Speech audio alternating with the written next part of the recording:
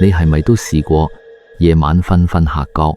無端端醒咗，個心突然之間跳得好快，慌起上嚟，又講唔出究竟驚啲乜？呢個時候腦入面就會浮現出好多嘢，可能係擔心啲仔女將來點算，見佢哋返工咁辛苦又幫唔到手，可能係驚自己身體有一日捱唔住，周身骨痛，唔知邊日會變大病，怕連累屋企人，又或者純粹係一種講唔清道不明嘅孤獨感。年紀越嚟越大，身邊傾得埋嘅人越嚟越少，有啲心事屈喺心裏面，連另一半都未必講得出口。好多人喺呢種最無助、最難捱嘅時候，可能會有個長輩或者一個幾十年嘅舊相識，遞一張寫滿密密麻麻字嘅黃紙仔俾你，同你講個心亂啊，試下念呢個啦，可能幫到你。呢張紙上面寫嘅好多時就係大悲咒。有啲人第一次接觸大悲咒係喺網上偶然睇到一條片，墳墓入面出家人喺度誦咒，聽住嗰種敲木魚嘅聲同埋沉穩嘅梵音，自己明明一句都聽唔明，但眼淚就莫名其妙咁流落嚟。有啲人就覺得聽完之後，本來嗰種唞唔到氣嘅焦慮，好似俾一股好溫柔嘅水慢慢沖走咗咁，成個人奇蹟咁安靜翻晒。點解會咁？魏石墨一串完全聽唔懂嘅梵文發音，到底憑乜嘢可以令人覺得平靜同埋有力量？好多人以為呢啲係佛門嘅神秘法術，念咗就可以擋殺，又或者覺得呢啲只係一種心理暗示，係你自己呃自己話會好。但其實兩樣都唔係。喺佛教嘅智慧入面，咒語從來都唔係用嚟等價交換嘅魔法。佛菩薩唔係開買賣嘅，唔會話你念夠幾多句就俾翻幾多平安你。咒語其實係一種超越咗語言文字嘅能量載體，就好似一首特定頻率嘅歌，當你用心去聽去念嘅時候，你就會同某一種更高維度嘅慈悲力量產生共振。為咗令大家易啲明，我講一個佛經入面真實記載過嘅典故。大悲心陀羅尼經入面講過，好耐好耐之前，有一位佛叫做千光王靜住如來。當時觀音菩薩為咗救度世間嘅苦難，去拜見呢位佛。千光王靜住如來就將大悲咒傳授俾觀音菩薩，同佢講：你要用呢個咒語去為將來一切處於苦難、恐懼入面嘅眾生帶嚟安樂。經文記載咗一個好震撼嘅細節，觀音菩薩當時嘅修行境界喺佛教入面叫做初地菩薩，即係剛剛踏入菩薩道嘅一個基礎階段。但係當佢一聽到大悲咒呢串音節，心裏面生起極大嘅慈悲同震撼，成個人嘅心量同頻率瞬間拔高，竟然一下子越級，直接證得第八地菩薩嘅果位。第八地係咩概念？喺佛教裏面，去到第八地叫做不動地，即係話個心已經絕對安定，無論面對幾大嘅風浪、幾多嘅苦難，都絕對唔會再退縮，內心如如不動，堅如磐石。一聽咒語就由小學生直升大學教授。呢個唔係神話故事裏面嘅科章手法，而係講緊頻率共振嘅威力。你可能會問，呢個經文故事同我哋啲普通小市民有咩關係？關係可大啦。大悲咒嘅全名好長，叫做千手千眼觀世音菩薩廣大圓滿無奈大悲心陀羅尼。名雖然長，但核心其實得三個字：大悲心。呢個心係觀音菩薩見到世間所有人，包括半夜驚醒嘅你，為生計同病痛閉翳嘅你，擔心仔女嘅你，所生起嘅一種無條件嘅心疼同救度。佢見到你受苦就想去救，見到你迷茫就想去指引。當你放低啲雜念，由得自己去聽去念大悲咒嘅時候，你唔係喺度求神拜佛，你係喺度調校緊自己個心嘅收音機頻道。你個心原本充滿住雜訊、焦慮、驚恐同埋執念，就好似一個好嘈嘅地盤咁。但當你念起咒語，你個心就慢慢對準咗觀音菩薩嗰個極度平靜、極度包容嘅頻道。當兩邊嘅頻率一對上，產生共振，菩薩嗰份安定嘅力量就會順住呢個頻道流過嚟呢度。所以好多人念住念住，或者聽住流眼淚，嗰份安寧根本唔係嚟自外界嘅神蹟，而係你個心終於揾到一個可以安全挨落去嘅地方。你內心深處嗰份本來就有嘅柔軟同善念，被呢串密碼喚醒咗。你唔再覺得孤單，因為你感覺到喺虛空之中有一股好大嘅力量正喺度托住你。呢種力量，無論你叫佢做菩薩加持好，定係願力顯現都好，最重要嘅係佢真係可以幫你喺午夜嘅恐懼入面重新揾翻呼吸嘅節奏，慢慢定落嚟。不過講起觀音菩薩同大悲咒，好多老一輩嘅屋企都會供奉一尊神像。我哋平時喺出面見到嘅觀音，多數係白衣飄飄，手攞楊柳枝，好溫柔嘅慈母樣。但係同大悲咒最直接掛鈎嘅，偏偏係一尊生滿手同眼，甚至有啲初入門嘅人會覺得有少少得人驚嘅千手千眼觀音。點解一個代表住極致溫柔同慈悲嘅菩薩，要顯化出一個咁硬朗，甚至有啲窩張嘅法相？難道真係好似坊間傳聞咁，係為咗用嚟嚇退啲污糟嘢同邪鼠？其實呢千隻手同千隻眼背後，根本唔係為咗嚇鬼，而係藏住一個極度硬核嘅真相。呢個真相正正就係點解大悲咒可以幫我哋過到萬年難關嘅最底層邏輯。大家記唔記得舊陣時好多老人家屋企都會喺廳度安個神主台？平時我哋見得最多嘅觀音菩薩，多數係着住一身白衣，手入面揸住個淨水樽同一條楊柳枝，面帶微笑，望落去好慈祥，好溫柔。但係只要你稍為留意下，同大悲咒最直接掛鈎嘅，偏偏係另一尊法相——千手千眼觀音。講起千手觀音，有啲人第一次見可能會覺得有啲奇怪，甚至有少少得人驚。一尊佛像，成身生滿咗無數隻手，每一隻手嘅手心入面又生咗一隻眼，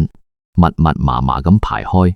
我以前聽過有啲後生仔講笑，話呢個造型好似科幻電影入面嘅外星生物。亦都有啲老一輩嘅人覺得，菩薩要現出一個咁誇張、咁威猛嘅相，肯定係為咗用嚟嚇退啲污糟嘢，用嚟鎮宅驅邪嘅。如果你都係咁諗，咁就真係睇少咗觀音菩薩，亦都誤解咗大悲咒嘅真正威力。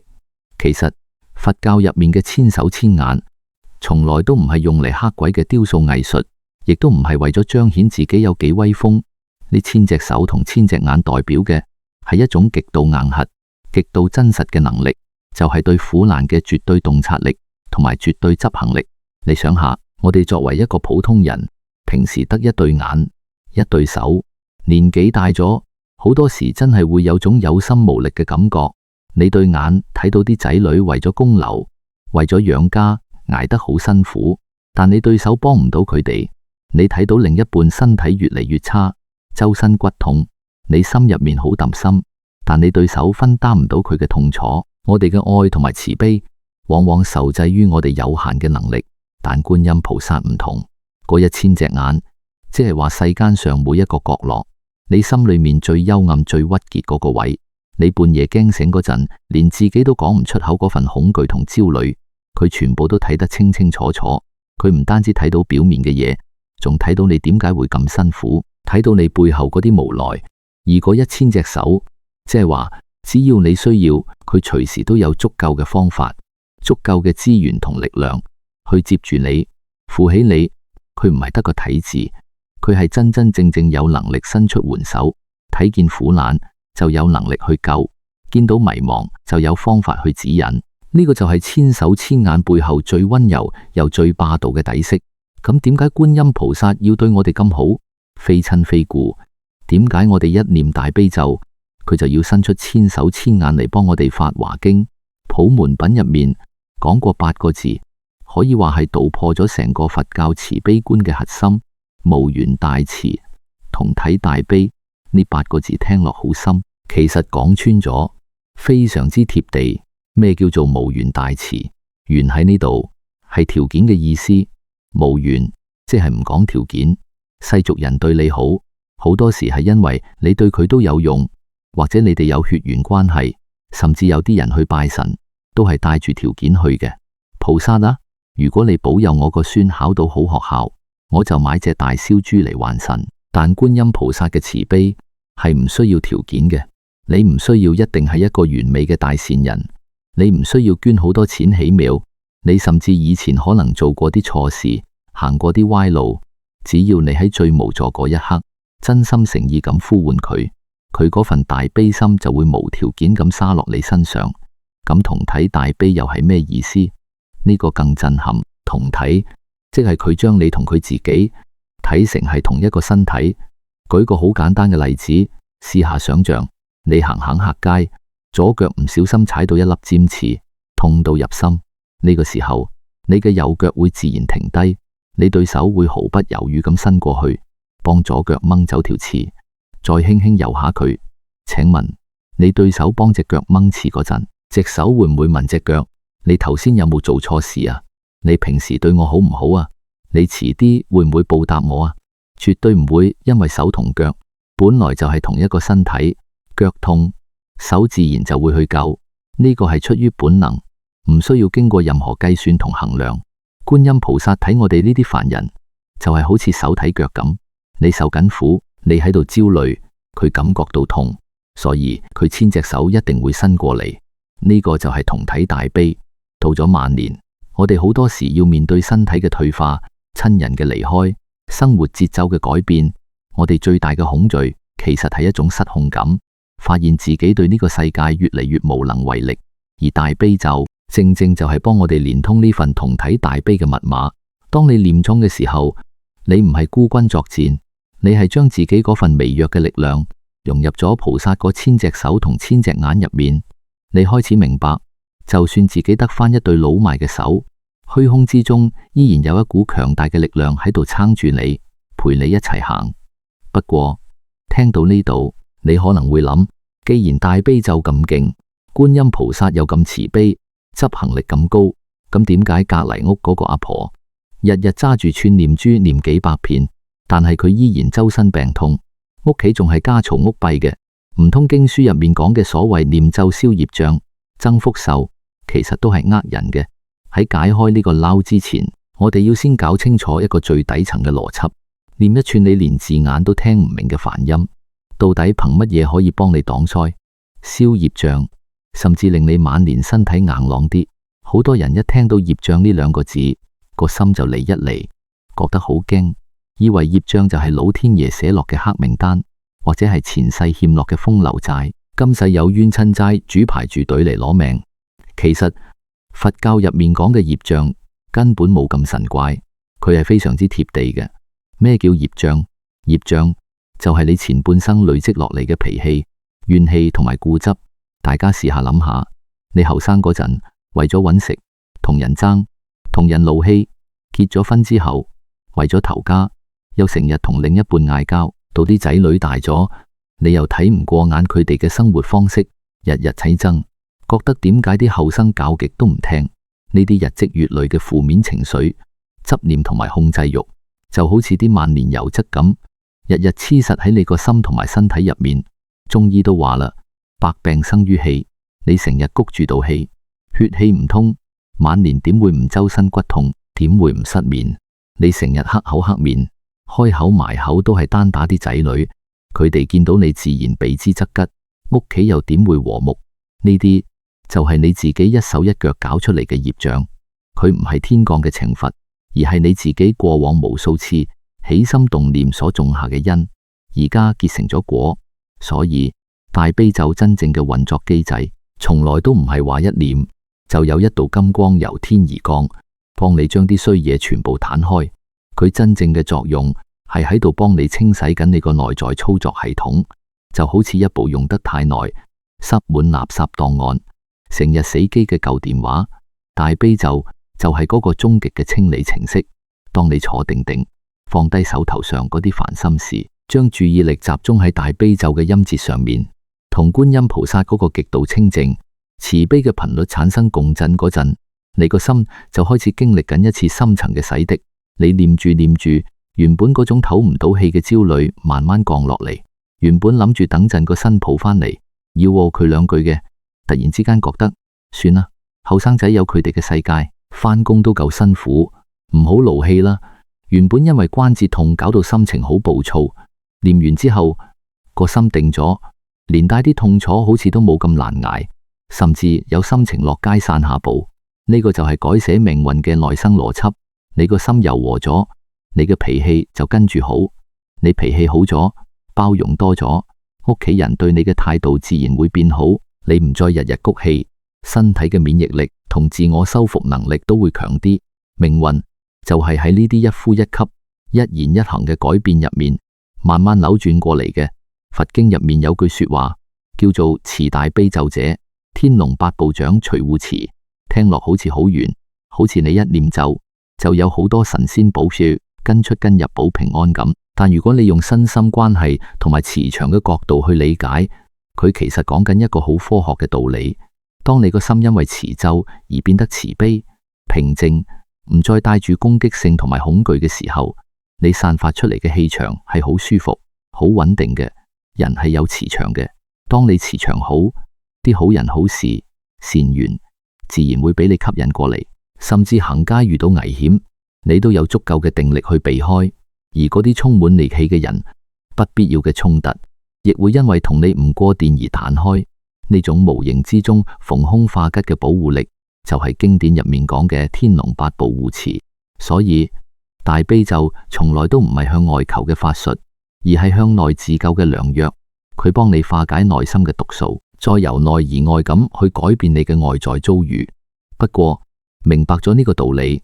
我哋又要面對翻啱啱一開始嗰個好殘酷嘅現實。既然大悲咒咁有效，點解硬係有啲人念經念咗幾十年，跑步跑得勤力過返工，甚至識得背晒成篇咒文，但生活依然一塌糊塗，性格仲越嚟越古怪，越嚟越難相處？其實佢哋唔係念錯音，亦都唔係念漏字，而係由佢哋合埋眼開始念第一句嗰一刻起，就已經踩中咗一個好多人都會犯嘅致命誤區。你估下佢哋心入面究竟當菩薩係乜嘢？好多人念咒個心態係點嘅呢？菩薩啊，我今日念夠108遍啦，你記住保佑我個孫考到間好中學啊！我日日都神心供奉你，你保佑我個仔單生意順順利利，賺大錢啦！佢哋不知不覺間將念經變成咗一種世俗嘅等價交換，覺得我俾咗時間，俾咗誠意去念菩薩，你就必須要俾翻我想要嘅結果。呢種心態喺佛法入面叫做有所求，而且係帶住極大功利心嘅強求。但問題就出喺呢度。上一章我哋講過，大悲咒嘅核心係共振，係你要將自己個心調校到同觀音菩薩嗰種無緣大慈、同體大悲嘅頻率一樣。大家試下諗下，菩薩個心係幾咁闊，佢裝住嘅係天下間所有受苦嘅人，唔分彼此。而你個心呢，可能得個丁屎咁大，淨係裝住你自己個仔、你自己個孫、你自己嘅銀包。你帶住一種極度鮮艷、極度功利嘅心態去念咒，就好似你攞住個收音機，死都扭錯台，然後怪個收音機收唔到音一樣。兩個頻率差天共地，點可能會有共振呢？我舉個例子，以前識得一位長輩，我哋叫佢蘭姨。蘭姨每日真係好神心，朝早起身第一件事就係跪喺神台面前念經，雷打不動。但係佢一念完，放低串念珠，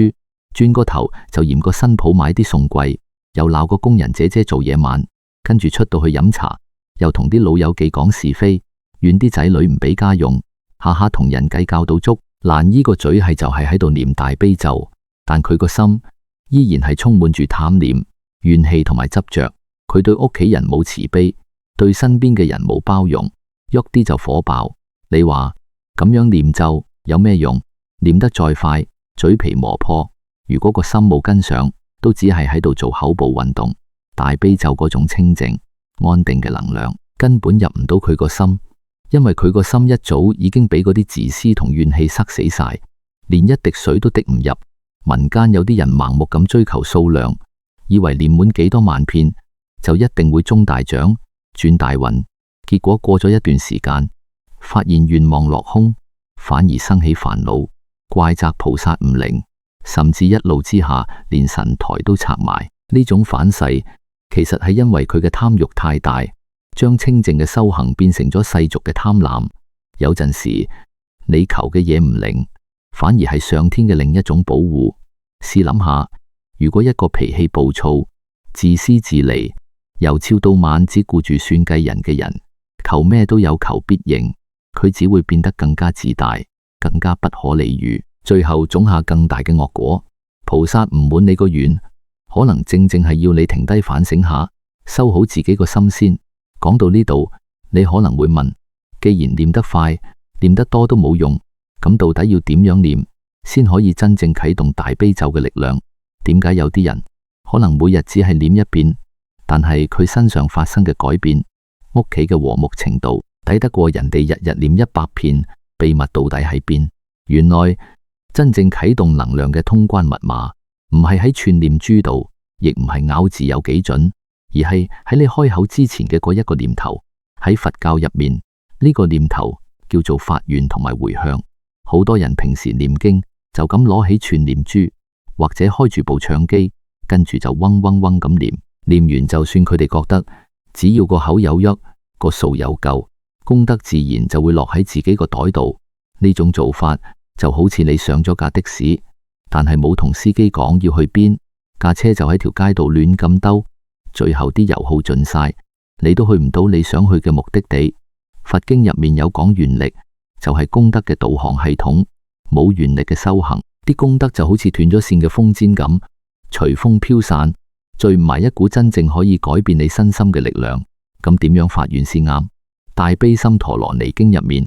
觀音菩薩講過一個好硬性嘅底線，唯不作惡願，即係話只要你個願望唔係全心去害人，唔係帶住惡毒嘅心態去咒人，亦唔係嗰啲損人利己嘅貪念，菩薩嘅願力都會加持你。但係如果你念咒係為咗咒隔籬屋個師奶行衰運，又或者求自己買中6合彩等其他人輸錢，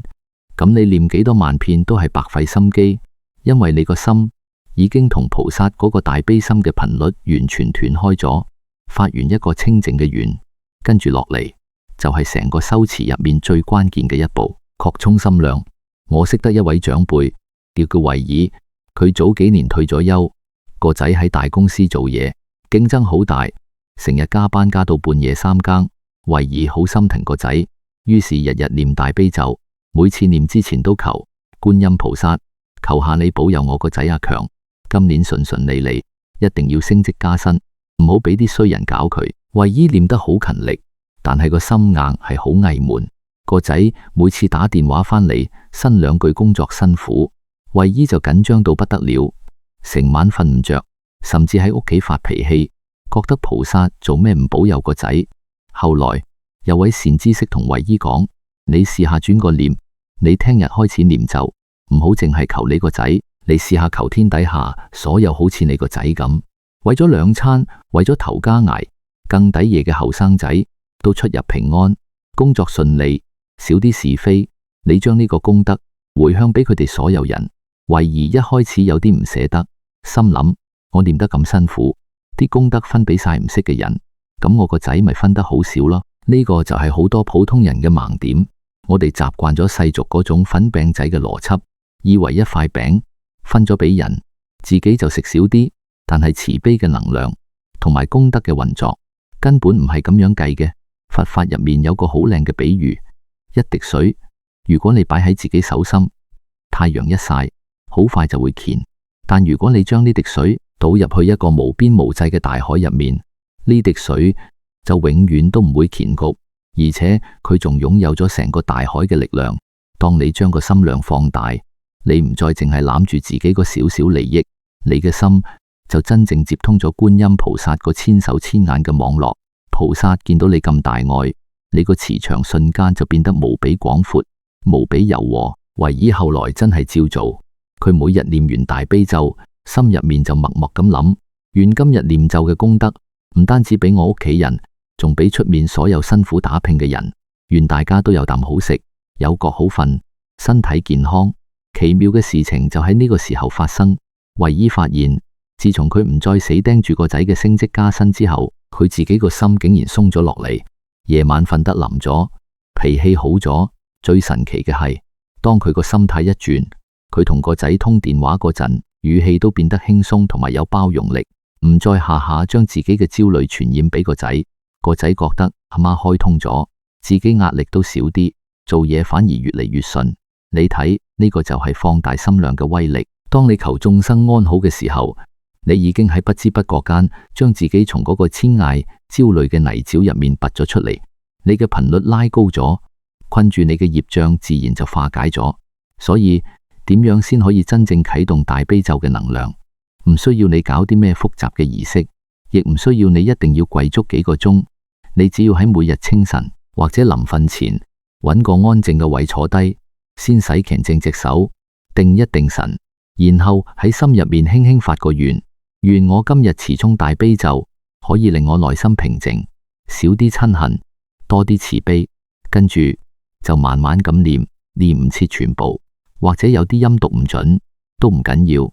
最重要係你每念一句都感覺到自己個心越嚟越柔和，好似有一股暖流喺身體入面行緊。念完之後，最重要嗰步做一個簡單嘅回向，願將今日念咒嘅清靜同安寧回向俾我嘅家人，亦都回向俾世間所有受緊病痛、受緊煩惱折磨嘅人，願佢哋都可以離苦得樂。當你每一日都係帶住呢種頻率去念，你就會發現大悲咒已經唔再係一串印喺紙上面嘅神秘密碼，佢已經變成咗你生命入面一股源源不絕嘅活水，喺度不斷清洗緊你嘅不安同固執。不過修行從來都唔係淨係坐喺屋企合埋眼念經咁簡單，我哋始終係普通人，每日都要落街買餸，都要面對屋企人嘅嘮叨，甚至會遇到啲唔講道理嘅外人。當你離開咗個神台，行入充滿煙火氣同埋摩擦嘅現實生活入面，你點樣先知自己念大悲咒究竟有冇收到家？當別生惹到你火冒三丈嗰一刻，大悲咒又可以點樣幫你化解？好多老人家以為收到家嘅表現就係有一日突然之間見到菩薩現身，又或者突然之間中咗六合彩，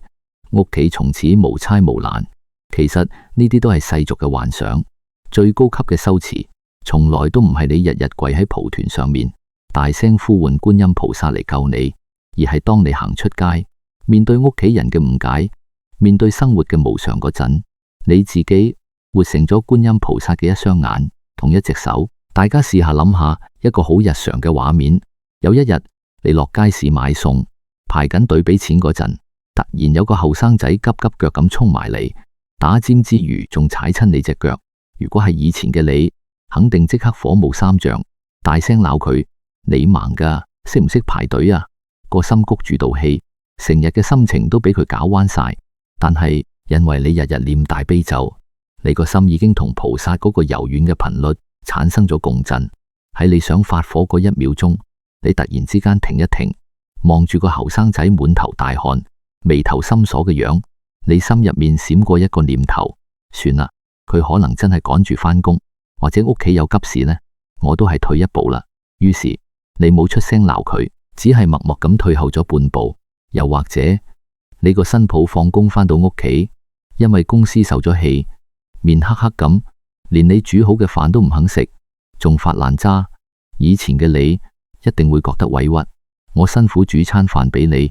你仲俾說話我聽，然後就開始家嘈屋閉。但而家嘅你睇到嘅唔係佢嘅脾氣，而係佢背後嗰份頂硬上嘅壓力，嗰份唞唔到氣嘅辛苦。你選擇咗唔出聲反駁，而係靜靜地裝碗熱湯擺喺佢台面，同佢講句：趁熱飲啦，辛苦啦。呢種喺衝突面前嘅停頓，呢種包容同退讓，就係大悲咒真正喺你生命入面起緊作用嘅證明。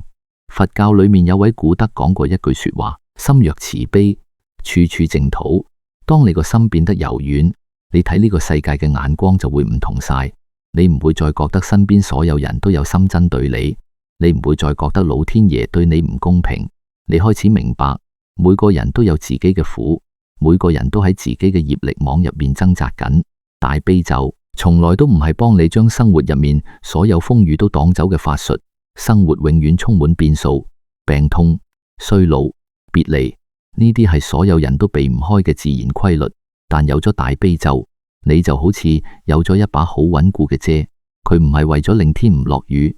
而係令你喺狂風暴雨之中個心都唔會被淋濕，唔會被擊倒。你唔單止可以幫自己擔遮，你散發出嚟嗰種安定嘅氣場，仲可以幫屋企人、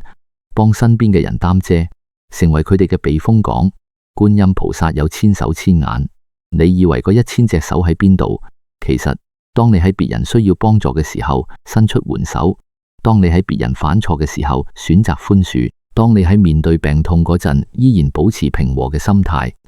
唔去折磨照顧你嘅屋企人，你嗰一對手就已經變成咗觀音菩薩千手之中嘅一對，你嗰一對眼就變成咗千眼之中嘅一對。真正的解密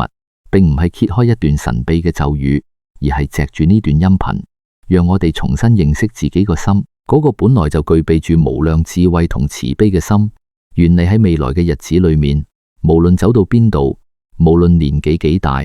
都可以帶住呢份由大悲咒孕育出嚟嘅平靜同慈悲，讓慈悲成為你晚年生命嘅底色，讓每一個善意嘅選擇為自己同埋身邊嘅人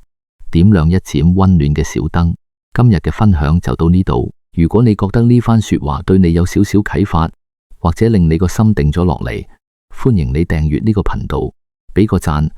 等更多有緣人都可以聽到。另外喺評論區寫低你而家最放唔低嘅一件事，或者你最想祝福嘅一個人，寫出嚟交俾虛空，個心會鬆啲。我哋下期再見。